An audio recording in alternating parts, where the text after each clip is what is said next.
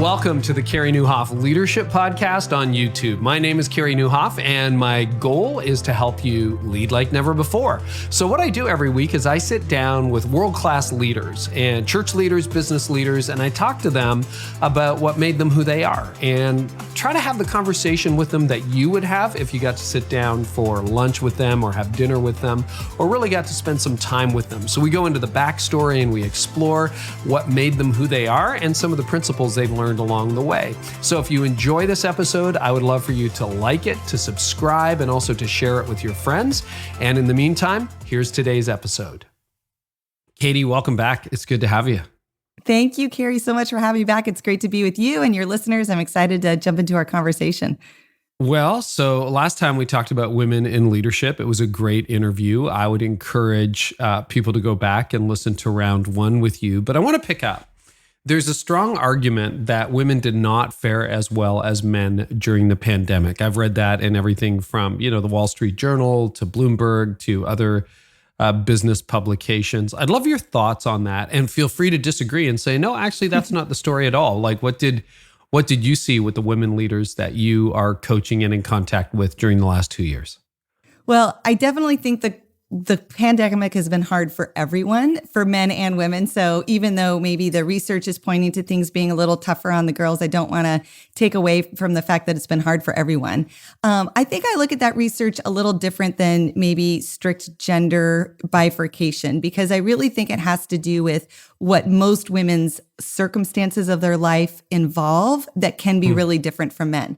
So if, for example, we have an empty nest woman who's been in her job for 20 years and she, they don't have a lot of bills and they're paying off their house and they're feeling great. She probably did awesome in the pandemic and enjoyed the extra time to work out and planted an organic garden and has lots of wonderful things.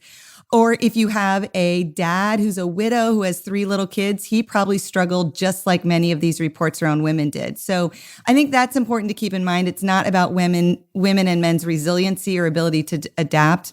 It's really about the things we see in more women's lives than we see in men. Things like caring for children. I think the pandemic was even harder than just working from home because they took on so much of the educational side of their kids. We see that big, steep climb in mental health around teenagers. That has really affected moms and their ability to work well. Aging parents, many folks had to bring their parents in to live with them. We have what's known as the burden of emotional labor that women tend to carry more of both in the office and at home. And so when we have an office team that is struggling emotionally or mental health or their own work-life balance, women tend to be more sensitive to that, carry that load on behalf of their team more than the guys do. So we did see a lot of statistics come out from women surveyed and men that it did hit them harder. About a third of women today, even now, are saying they are still struggling with long-term burnout symptoms. I speak to a lot of people coaching, as I'm sure you do. A lot of men are saying they're so glad to have kind of life back to normal. I meet very few women who feel like that. So it's that kind of role overload that women tend to face just got magnified during the pandemic, and they're still living with a lot of it. Okay, that's an interesting comment. Like, life back to normal, men seem to be relieved, and you're like, women are like, hey, it wasn't good before. Is that where that comment is coming from? Help me understand. Yeah, I think the long-term educational benefits of our kids are going to have long-lasting issues. So even though kids are back in school, there's a high percentage of kids who didn't really complete their last grade level. Again, if you have teenagers, mental health has been on a steep climb among teenagers. And so there's more weight at home because of the cost of the pandemic on our kids, and moms are carrying the brunt of that. Again, not all of it. And I would say a lot of the research is pointing to husbands and dads stepping up more than ever before, but women have had to do about 3 or 4 steps to really kind of keep things balancing, and they're feeling that. I know you work mostly with, women who work in offices or, sort of that kind of knowledge worker field. But one of the realities of the pandemic, and I wonder if some of the research points to this, is that certain sectors have been hit really hard. The service sector has been really hit hard. Lower wage jobs have been hit hard. Have you picked up any, impact on women in those sectors? Do you think those sectors have been hit harder and as a result, women have been? I'm just curious as to what your read is. Absolutely. Especially early on in the pandemic, those frontline essential workers, the majority of them are women. Yeah, duh. Yeah. Yeah. So the majority of them are women. And again, those are sort of the first ones hit, the last ones to recover. So that has a huge impact on women. And I think especially, both healthcare and education are female dominated professions. So the majority of their workforce are going to be women. So some of the statistics come from that. Most of the ones that I'm looking at are more leadership-based roles, where we're looking at double and triple shifts. So I work all day at an office, I come home. But all of that matters. And all of those frontline workers are our future female executives. So we all start out in those places. I think the difference for men and women is women tend to not get promoted out of those jobs. They carry them for the majority of their life for many women. And so that does add a lot more stress. When you're 50 or 60 and get downsized from your frontline job where you're already making less than most people, it's a much bigger impact. Yeah, and let's talk about making less than most people too. So there has been an active debate in a lot of the literature about whether there even is a gender pay gap at this point. Some people are saying, well, women are basically paid the same as men. However, if they take time off for, having children and that kind of thing, that's where the discrepancy is. I would love your take, Kadi, on whether you see a gender pay gap, and if so, what that looks like. Well, I work a lot with churches. There is definitely a gender gap in churches around equal pay for equal work. But I do think that definitely is true in the marketplace. All the research points to exactly what you're saying. For the most part, if you look at men and women holistically, there is about a 15 to 18% difference in wages overall. But even as we research women as they grow higher in levels, especially in the more executive suite, we do see that percentage come down significantly to sometimes 5, 3, maybe even 2%. The challenge that I want to remind people, though, is even a 2% discrepancy at that salary level over a 20-year career is a lot of money. And so there really isn't a way to kind of sort of brush that to the side as it doesn't really matter anymore. Part of it is how we look at work and how we value work and making sure that we're paying people for equal work, equal pay for equal work. The other piece that's important in the gender gap is what we call the broken rung, which is the number of women who actually get promoted into management and therefore are put into developmental roles that can move them up in the pay scale. So the broken rung refers to that very first manager role that tends to be promoted to men far greater than women. And so then over the course of a woman's life, even if she does take time off for kids, or if a dad does, men are still going to earn more. They have more progression in their leadership. They get more responsibility and therefore more compensation, more opportunities. And so again, over the course of a career, that really adds up and makes a big difference. Even if it took you 5 years longer as a woman to get into management, that 5 years stays with you your whole career. You dropped a huge bomb there and kind of moved on quickly. But yeah, I work a lot in the church world. In the church world, there definitely is a gender pay gap. I'd like to go back to that, Kadi. It bothers me. My wife's a pharmacist and a lawyer, so I've always kind of come at this with a bias that should be no gap. That's been my view a long time. And obviously different positions pay at different levels, right? Like that happens male or female, but the differentiator in my books has never been what gender you are. Why do you think churches persist in having a gender pay gap? Because I wouldn't disagree with you. I've seen that as well. What do you think the issue is there? I believe this is a lot of our leftover sort of enculturation around gender roles. Even in more progressive or egalitarian churches, we still tend to have a bit of a bias around women as homemakers or having children. And so when we bring them into leadership, it's at a little different pace.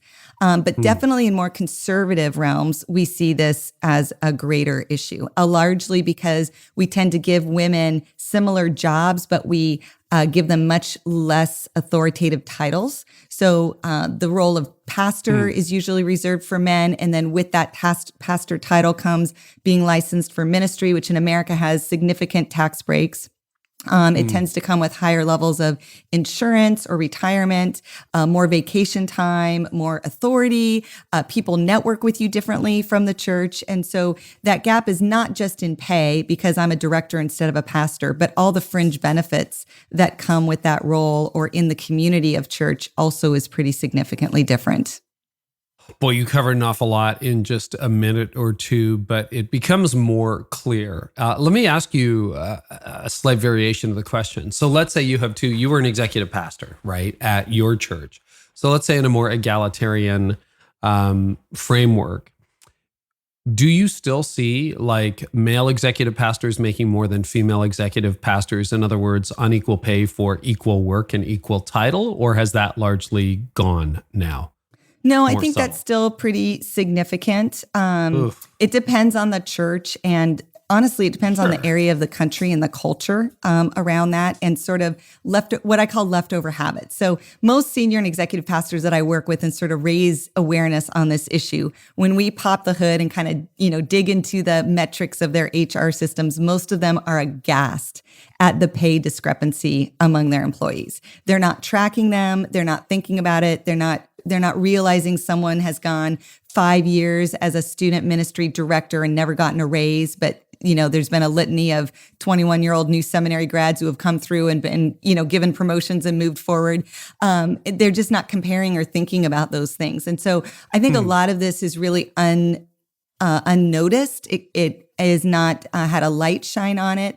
I know when I was hired, I was actually an executive director, but when I was hired as a lower level in my first job in ministry, I was the first female to take on a leadership role. Well, the HR clerk, who's part-time woman in her 50s, just put me in the category that she puts all the other women, which is admin level benefits. And so she didn't know, and she wasn't trying to be discriminatory against me. It's not that she didn't believe in me. That was just the system that we were a part of 20 years ago.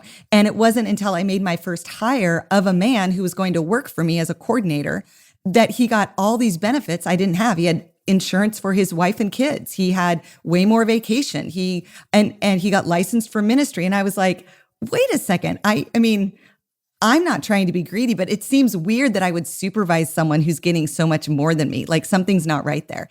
And so that was the opportunity for my leaders to be like, we had no idea. And they were wonderful. They were apologetic. They really didn't have any idea. No one would have assumed that, but it just was happen chance that a couple years into my job, I figured it out and felt confident enough to speak up for myself in it. And a lot of women don't feel that.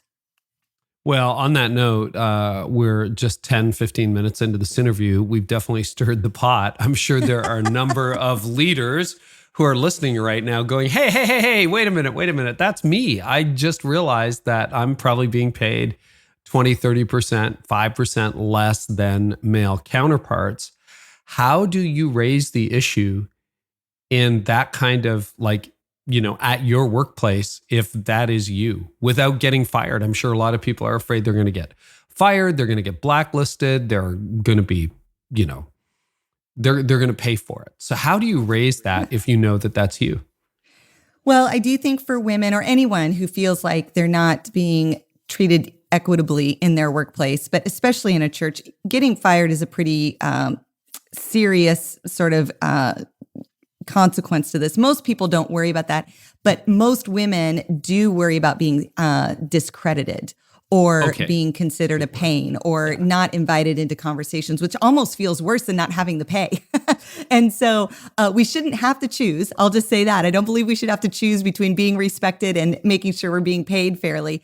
But sometimes it's a matter of just asking the honest question. And a lot of times these conversations can start in the HR. If your church is big enough to have an HR person, even part-time, to be able to just ask and say, hey, I just was made aware that women often earn less, and I'm sure it's just a systematic thing from whatever, but would you look for me and see if anyone else on the team who has my level of responsibility, and this is one of the key pieces, oversees the same size of ministry I do and has the same number of volunteers I have. Because in the church world, you can have the same sort of level of authority and be invited to the same meetings, but the guy with the new college ministry with 18 kids should not be being paid, in my opinion, the same amount as the person overseeing children's ministry at 4 campuses who has, 600 volunteers. That is not equitable pay for equitable work. And so you're looking for the comparisons in the organization of what you're actually contributing and the value you bring. And then being able to have a really honest conversation with your leader about what is fair and how does that look, or help me understand why my pay or benefits are in this category and not here. And what can I do to raise that? Am I missing something? Am I not? I often find when I coach women, when they ask for what they can do differently, if their boss says nothing, then you have a different conversation. But if they have suggestions for you, then maybe you need to do some things different. Like maybe they've got you on a track to earn more money, or maybe they've got you on a pathway to promotion. We need to stay open and coachable. Just because you're paid less doesn't mean you're being discriminated or overlooked. It could mean that you're still growing, but asking the question and understanding why is the key towards moving forward together. The goal is to keep the church and our leaders together, not to create division.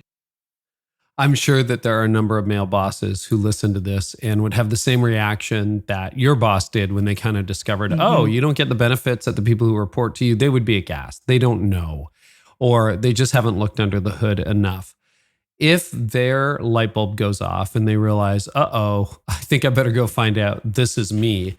One of the challenges sometimes becomes you only have so much budget and you have so many staff. You've got a board that you have to report to. So what would your advice be to leaders like that who, let's just assume, want to do the right thing, and now they realize there's all these constraints? What have been some best practices with that? Well, I would recommend the first thing is to remember that facts are your friends. So getting the facts of what's really going on, particularly on your paid staff team, is only going to help you begin to move the conversation. And kind of a corollary to that is if you are leading the change, women, for the most part, are going to be with you. If they have to fight for something and you can't move fast, or they discover it and bring it to you and you've maybe wondered or known about it and did nothing, that's going to create a real break in trust. But if you come to them and say, listen, I can't believe this. I just heard this amazing podcast and I had HR pull some numbers, and I'm just telling you, I am so sorry. I don't know what I can do. We are coming out of a pandemic. Our attendance is down 50% like everybody else.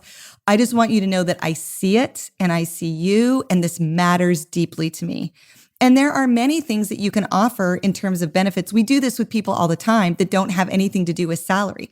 So if you are in an area that license people for ministry, just simply doing that, not even changing title or pay, gives that person actual tax benefits that feels like a raise, a pretty significant one. Yeah. You probably have resources in the congregation that could help do some things in their home, or provide childcare, or do some things that could love on this person until you're able to make things more equitable. You could offer more flexibility. You could offer more vacation time. That costs you nothing. You could give a title that matches the title that she should have been having this whole time. That kind of promotion, and making it easier for her to walk into rooms and have the authority that you have already given her and asked her to be responsible for. All of those things are incredible efforts that don't cost anything, or at least very little, that can make a big difference.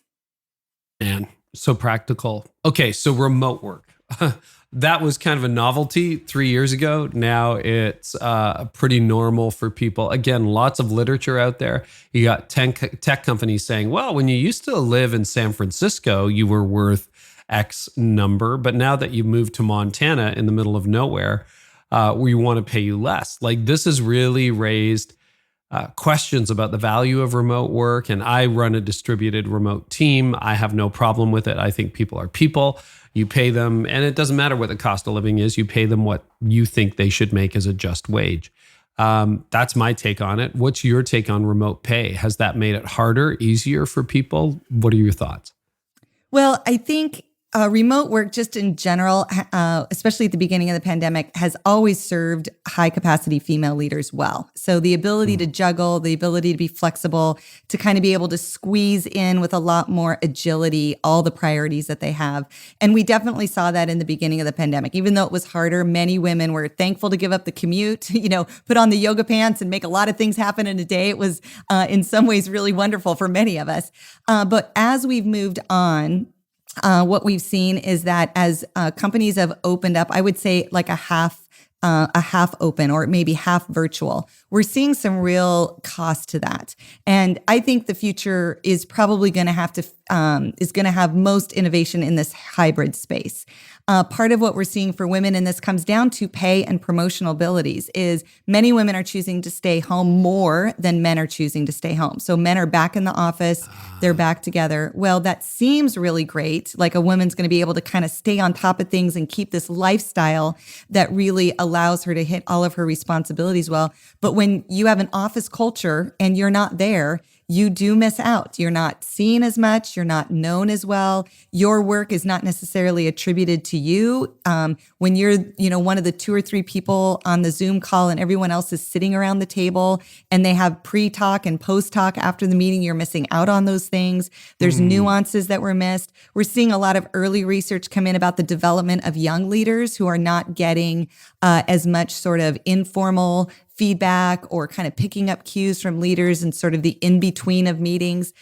So I think long-term, this hybrid model is going to have a pretty significant impact that we're going to need to look at carefully.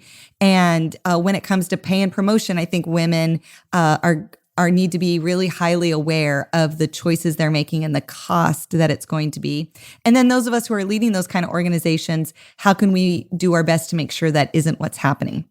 As a trainer, I do a lot of online training, and I learned early on having some people live in a room with me and some people on Zoom was not the way to do it. So even if I'm in a company and I'm doing leadership training and there are 10 people in the building and 20 people internationally, we're all on Zoom in our office. We've leveled the playing field so that the interaction is equitable.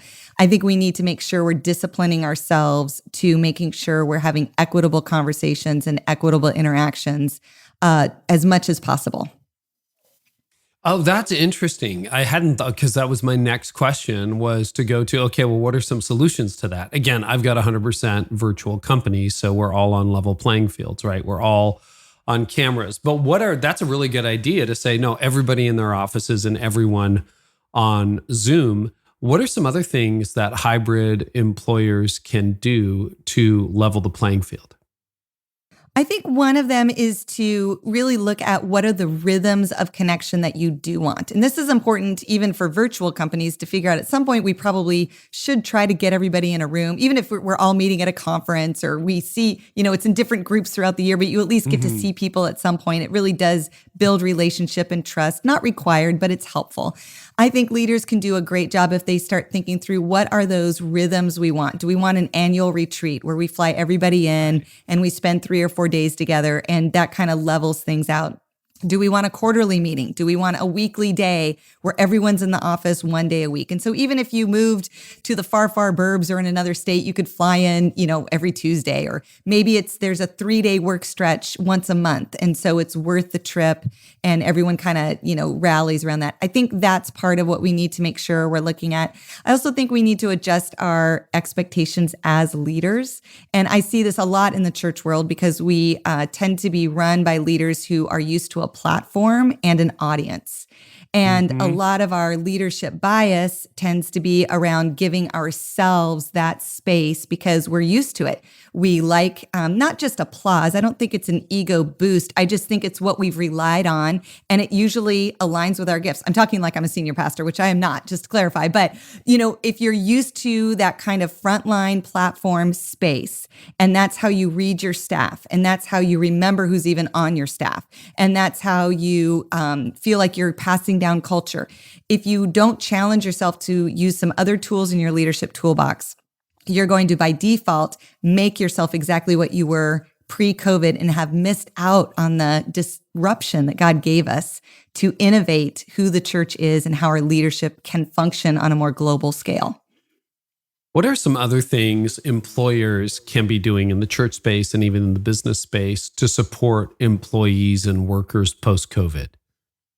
So one of the big things that we're seeing for everyone, kind of regardless of your industry, is sort of this home work-life balance has been really readjusted. And when you move from an office where you have a commute and some clear boundaries, it was already hard to have good boundaries at home.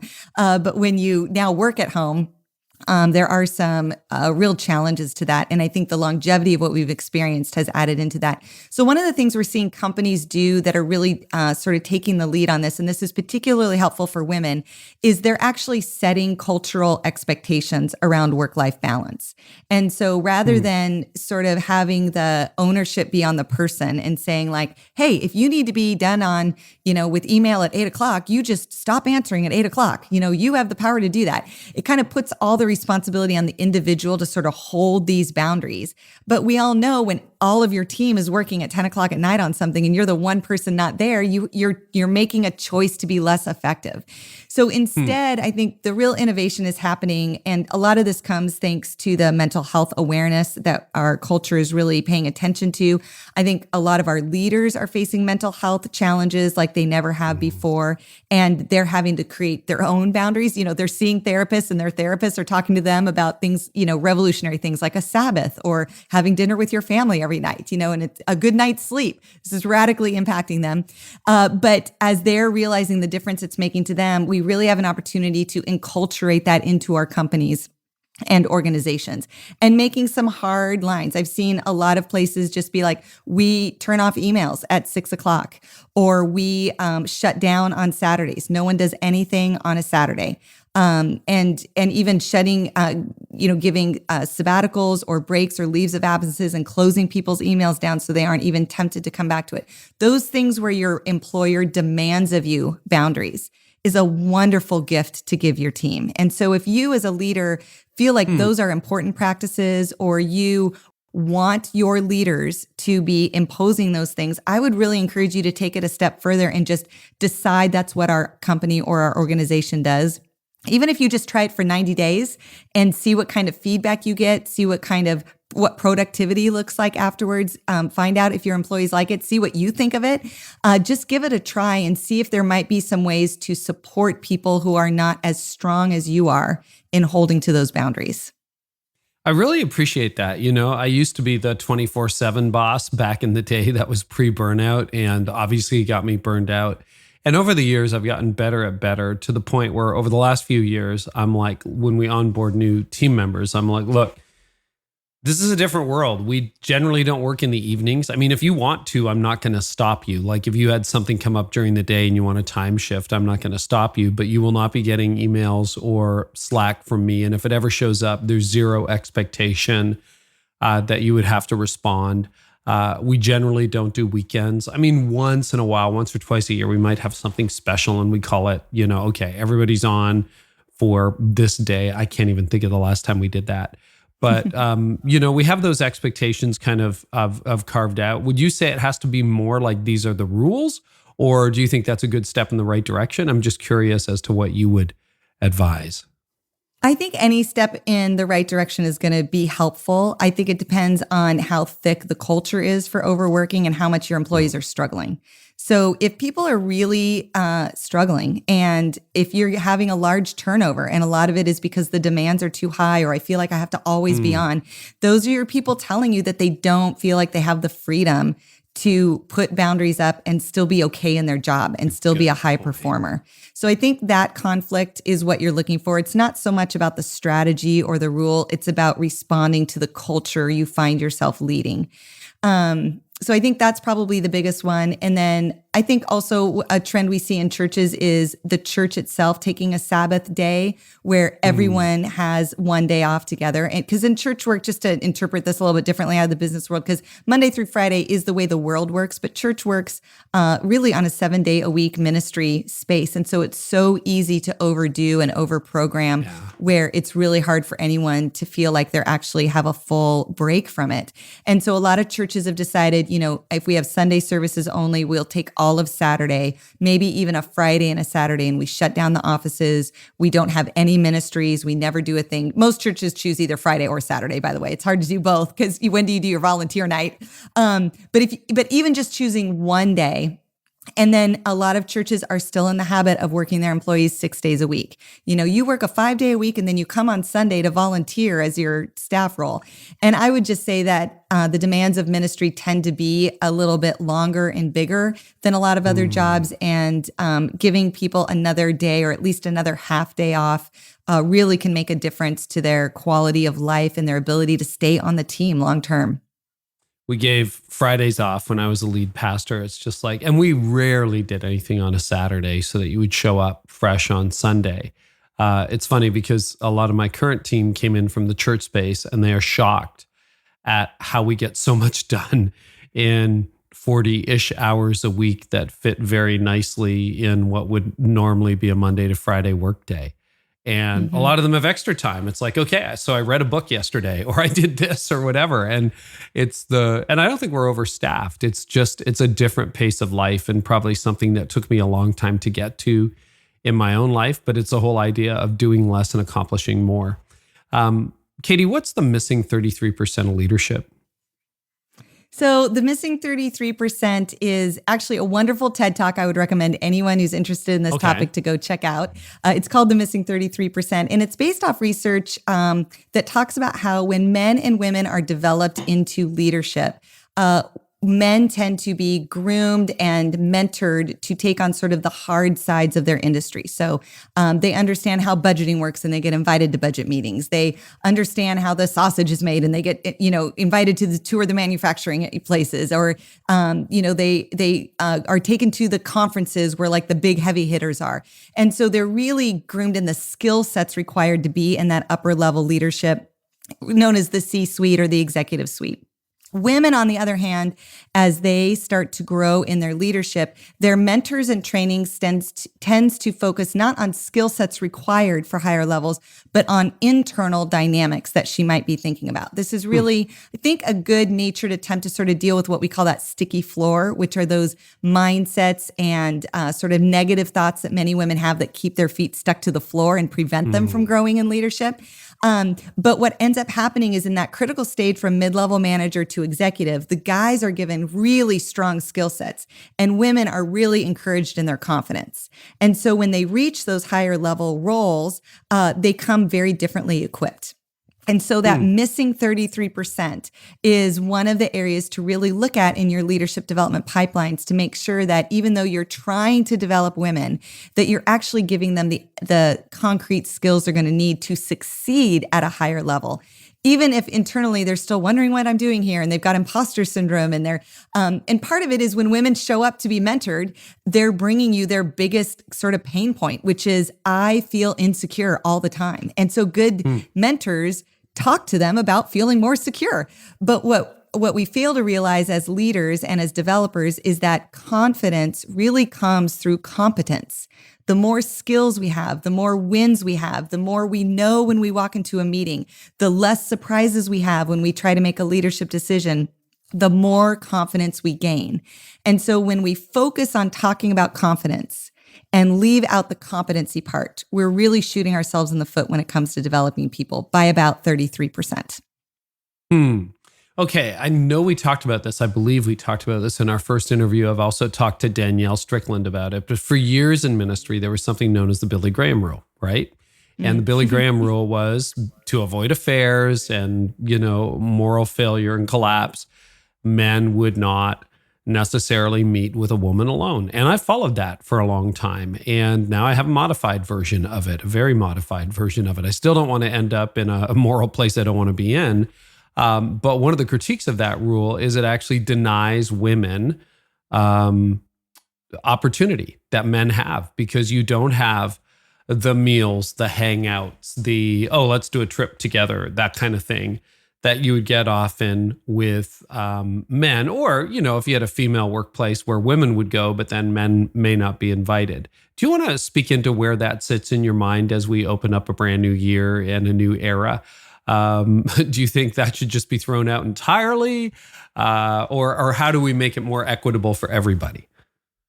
Well, I'm a beneficiary of the Billy Graham rule, and I'm very grateful that I've been in ministry since I was a teenager and have never had something really inappropriate happen to me. And that is not the case for most women. I think it's 2/3 of women have had some sort of harassment or sexual pressure from someone in authority. And so that's a pretty significant number. I'm not too quick to say we should just not worry about this. I do think it's one of the things that a virtual workplace eliminates a lot of those pieces. Yeah, pretty much, right? Not that you can't do horrible things over the internet and, with digital formats, but it really does break down a lot of those more nuanced things that we try to avoid because of the Billy Graham rule. I do agree, though, that we want to be able to do things that are protective and create safe environments for everyone, but don't limit anybody. And I think the challenge with the Billy Graham rule is it's strictly oriented around men and women meeting together. It doesn't take into account really where our culture is now. So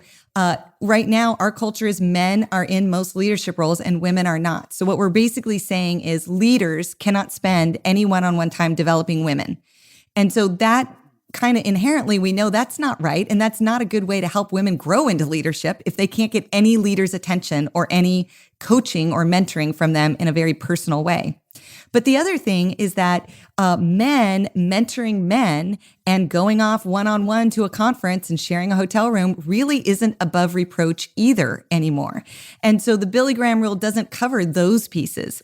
I think we really need to think about reinventing about how we do leadership development, how we do mentorship, so that we take away this sort of one-on-one is the only way you actually get to grow, or it's the only way trust is built, or it's the only way you can really grow as a leader. And so I always recommend to especially pastors or leaders who are wanting to be protective of these kinds of things. And actually, I think any smart leader in today's day and age would want to create protection around themselves, not based on the category of the person, but based on the fact that you're a leader and you have power.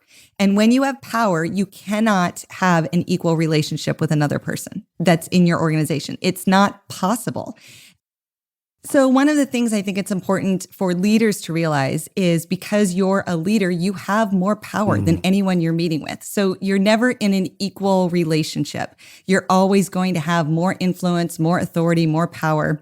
And so you can't think of it as a level relationship. And so when you say something or you invest in someone or you take them somewhere, you're using all of that and speaking much louder than anybody else in the organization might. And so when you invite multiple people with you rather than just one person, you not only protect yourself, you also are kind of giving that leadership value and investing in people in a way that's so much louder and so much stronger than what they would experience just one-on-one or on their own. Yeah, I did not understand that for a long time in leadership, where I kind of thought, no, I'm not like this really powerful person. I'm just one of the people.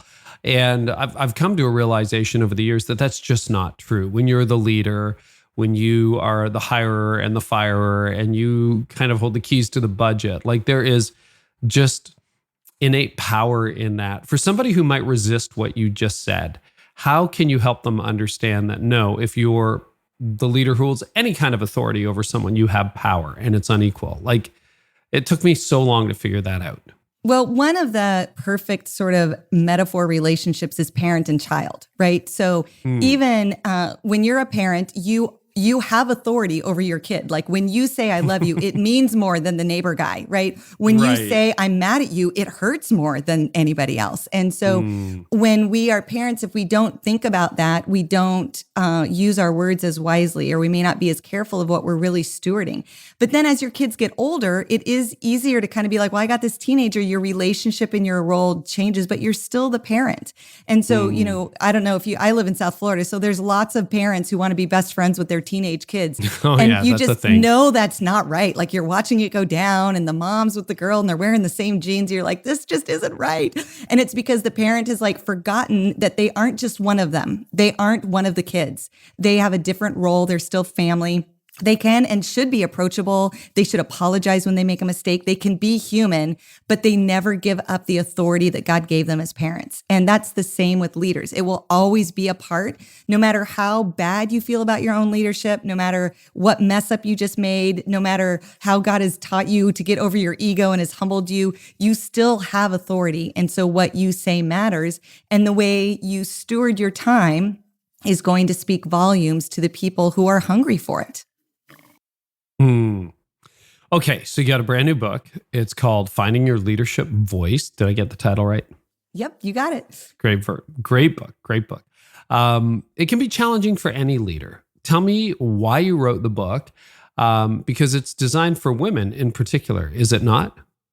It is, which I never thought I would write a book just for women. Okay. Just like I never thought I would write a book about women.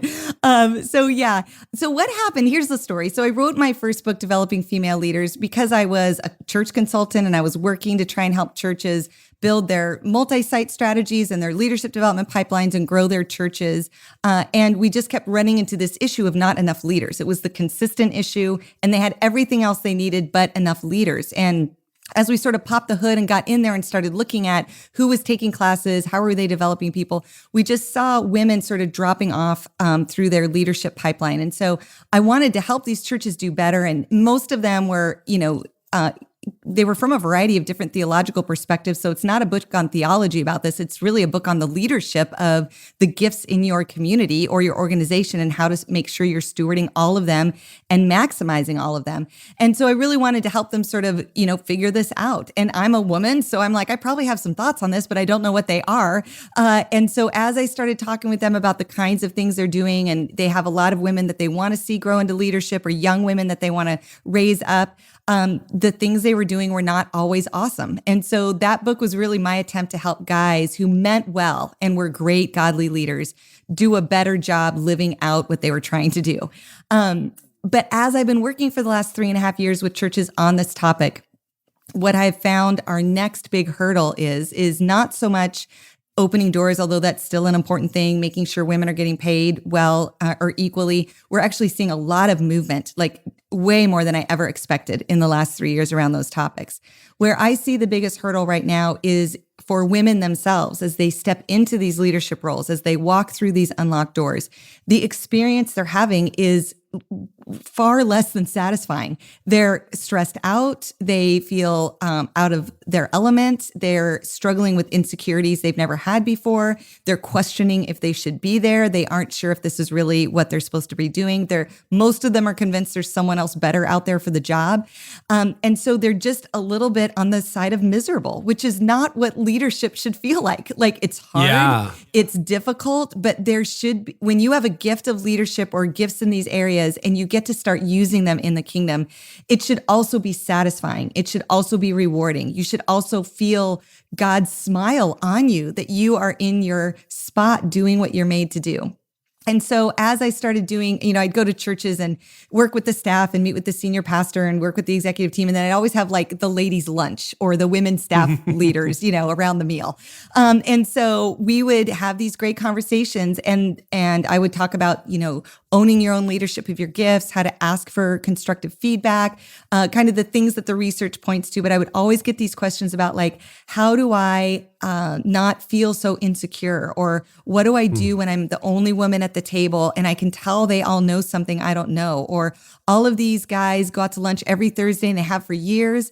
And now I'm on the team and I know they like their guyhood and their brotherhood, but I know they're talking about things that I don't get to be a part of, or I need to leave at a certain time, or, just all these questions about how do I, now that I have it, how do I navigate it that I actually want to stay in it? And to be really honest, I just saw a lot of women dropping out, taking demotions, stepping back, quitting, and the pandemic has accelerated that. And so not everyone gets to afford to coach with me or has the time to do it. And a lot of churches don't sponsor that kind of support.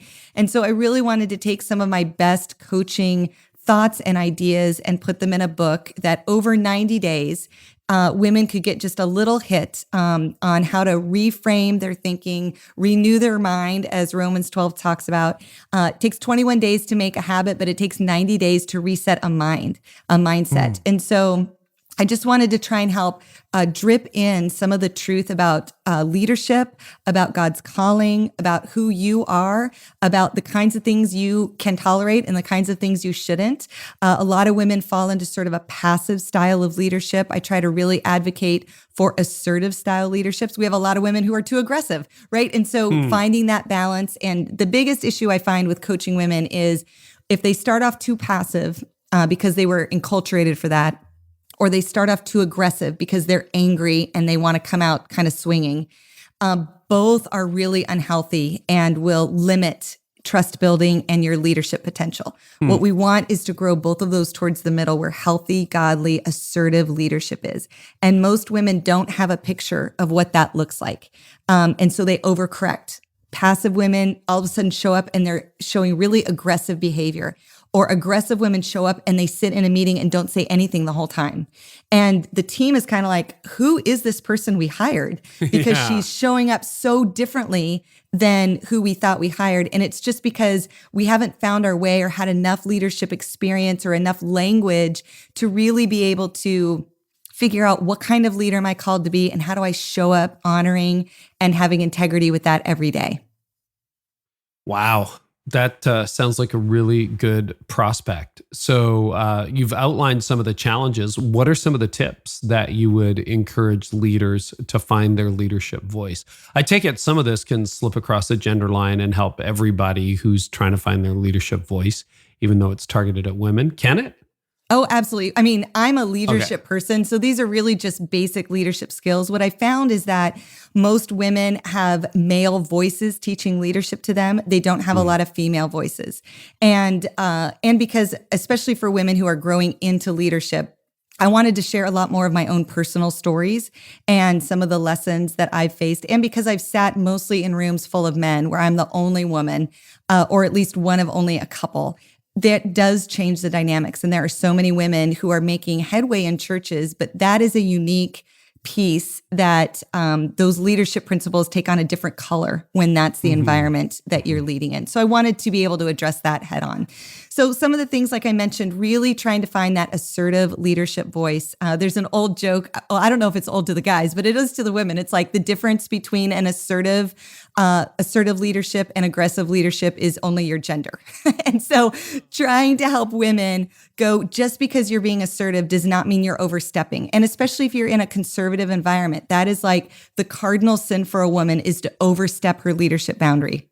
And so really trying to articulate and knowing for yourself, what does assertiveness look like, and how will your leaders react to that, and moving yourself towards that without overcorrecting. Another one is to really know your personal leadership values. This is something we take a lot of leaders through in cohorts and in developmental milestones. A lot of women have not had the opportunity to really define for themselves, what are my leadership values? How do I show up and what is important to me? Just because you're part of a church with 5 really catchy or rhymey values doesn't mean all 5 of those are yours. I know you're all in, but you don't have to absorb the other people around you. You have your own leadership voice. And knowing that really influences the kind of jobs you take, the way you organize your leadership, the things you speak up against or for, and the things you stay quiet on, because God has a tapestry developed in you, and all of those different colors and all of those different shapes really matter. You have to know yourself to be able to do it. But it's not self-reflective as much as it is really acknowledging God's hand in your life and knowing how He's called you and prepared you for this role. So those are just a couple of them, but in 90 days, we cover a lot of ground. I'll bet you do. So there are definitely some styles of leadership generally that are on their way out. The kind of command and control, large and in charge, I speak, you sit and take notes. That leadership style is dying out and been proven largely ineffective in the culture. Are there other styles of leadership that you think should be abolished? Well, I don't know if abolish is the right word, because I believe strongly in situational leadership. And so even command and control leaders, I was a nurse. When you're in the ER, you want a command and control person to tell everyone what to do. We all know our role. We all know our place. We know what we have authority to do and not to do. That's the way the team functions. So there are times when you need that kind of leadership, but there are more times when we need more collaborative or coaching style leaders that tends to give us more growth and momentum over time. I think the key to it is having discernment as a leader and enough tools in your leadership toolbox that you can pull out what's needed at the moment. And that is the piece that I think in sort of our kind of historical leadership teachings, we really have fallen into the trap of making it a personality-driven, or even in the church world, especially a gift-driven style of leadership. Right. And so that's really what's getting us into trouble in the diversity conversation, is that not only are we missing diversity of gender, of race, of age, of socioeconomic level, but most of our leadership teams are missing diversity of giftedness. And that is one of the reasons why we're having a hard time with diversity of other factors, is because we're not used to being with people who are not exactly like us in gifting, in mentality, and we sort of couch it under culture or DNA. They get it. We click. We have chemistry. We don't even have to describe things. Well, if you don't have to describe things to your team and they can read your mind, chances are you're missing perspective and you're missing the dissenting opinion and you're missing the person who's got a gift that really is necessary in this conversation. Because that collaboration is the key, I think, the key to leadership of the future. And part of that is because we all take turns leading in the different needs of the moment. That's the way you don't have to have all the tools in just your toolbox. You get to have the tools of everyone on your leadership team. Well, and that kind of takes me to my final or near final question, which is thinking about the future. Are there emerging styles of leadership? And I want you to think generational. You know, you're a parent, so you're watching, a whole new generation grow up in your house.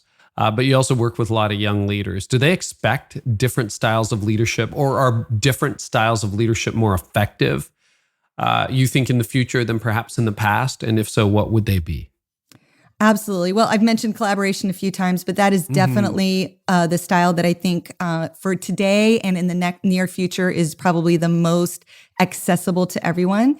It addresses a lot of the limitations that we're feeling in our leadership practices right now. And it is an expectation of, I think, Generation Z, and definitely will be of Generation Alpha. I'm watching my son, who just turned 18. He has no qualms, texting or tweeting or sending a message to someone incredibly famous. And he's like, there's a good chance they'll reply to me. He doesn't look at barriers or hierarchy in the same way that I do. I try to imagine, I've worked in organizations where I can't even imagine accessing the president or the chief. And he's just like, I'll just send him a little tweet. Maybe they'll pick up on that, or I'll, tag him in this thing. And chances are they'll respond. Like I tag you in some things sometimes and you respond. I'm like, look, Carey Nieuwhof responded to me. He's like, yeah, Mom. Big diff, you know him. I'm like, I know, but it's a big deal. It's so just that expectation of accessibility. And so when we approach our leadership as collaborators, that we can get information and insight from everyone in the organization, from our congregation, that it's not just me and my 3 best friends that we've figured it all out, or the people that I've read their latest book, but it's actually the collaboration from a spiritual perspective. It's really that communal discernment that God gives us in the New Testament church, that everyone's gifts and everyone's abilities come together. I think the more we lean into collaboration, the more we're going to see growth and connection and accessibility and better leadership decisions for the people we serve. Maybe not for our staff, maybe not for ourselves, but we will serve the people we're called to much better. And the other is a coaching style leadership. And I hear this kind of come in and out of topics through the 30 years I've been studying leadership. But really, for me, it's about a culture of coaching. And so I liken it to sort of pro football versus college football, at least here in the United States. So pro football has a very we're here to win, and we will hire and pay the best salaries to the people who will help us win. And if we get through and we win, we could actually cancel your contract because now we think you're too old. And now we're getting the next team that will win for next year. That's a very different culture. A lot of organizations kind of fall in that culture when they're very goal-driven. A coaching style culture, though, more like a college football team where we recruit people, we provide scholarships, we build a place where you come in as a freshman and you make your way into higher levels of role based on your talent. based on the value you bring to the team, based on your responsiveness to coaching. And our whole job is to actually graduate you. If you're in college football for 10 years, the coaches have failed, right? And so whether you graduate to another team in the organization or you graduate to another organization, my job as a leader is to actually collaborate in a way where we're using work to develop people. We're not using people to develop our work. And that sort of people-mindedness, again, I think these upcoming generations are just simply not going to tolerate it. We're already seeing it in the Great Resignation where they're like, if I can't have some flexibility, or you're not going to allow me to grow in my position, or you're not going to give me assignments where I'm doing great work and becoming a better whatever, even better person, then it's really, I have no ROI in that. I'm looking for the greatest return on my investment at your company. And again, it's not always about pay. In fact, I would think these generations aren't motivated by that. They're motivated for the experience of being fully who they are. And man, as a leader, especially as a person of faith, that is such something to harness. Man, such a difference from the 80s that I grew up in, where it was all about Wall Street and big bucks and lifestyles of the rich and famous. Like, these are the people who really are going to impact the world if we take our leadership and adjust it in a way where our priorities become them and the work becomes the overflow versus the opposite of that. Kadi, it's been so refreshing to have this conversation. Tell us where we can find you online and a little bit more about the book. Thank you so much. Well, I am available online. The website is the best place to get connected with me. Kadi Cole, that's spelled KADICOLE.com. And I'm on social media at Kadi Cole. If you want more information about the book, you can follow the links there, or it's at findyourleadershipvoice.me. Oh, awesome. Kadi, thanks again. I always enjoy our conversations. It's been good to have you back on the podcast. Thank you so much, Carey. The honor is mine. Well, I hope today's episode was helpful to you. You can always get more by subscribing to my channel. I also have a lot more content over at CareyNieuwhof.com for leaders in business and leaders in churches.